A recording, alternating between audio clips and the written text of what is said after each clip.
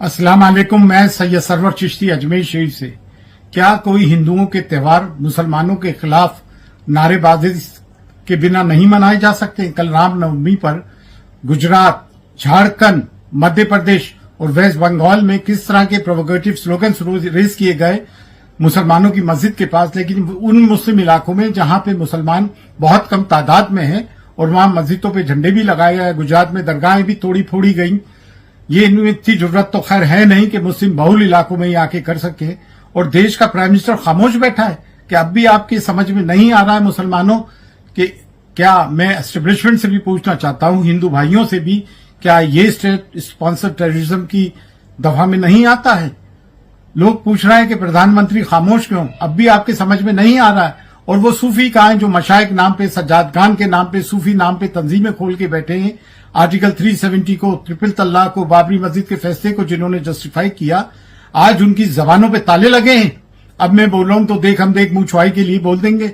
बोलना है तो साथ के साथ मुल्क के प्रधानमंत्री को भी कंडेम करो कि चारों तरफ आग लगी हुई है, कभी हिजाब, कभी हलाला के उसके हलाल गोश्त के नाम पर, तो कभी लाउड स्पीकर्स के नाम पर, तो कभी मस्जिदों के नाम पर, तो कभी कुछ तो कभी कुछ। एक सैलाब आया हुआ है। They have virtually declared war upon Indian Muslims, और आप आज भी सब्र की दुआई दे रहा है। ये मुनाफिकत है, बुज़दिली है।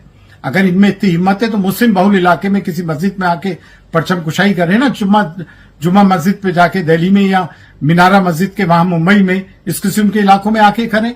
इंडिया सेक्युलर और डेमोक्रेटिक कंट्री तो अब रहा ही नहीं। It has become a banana Republic.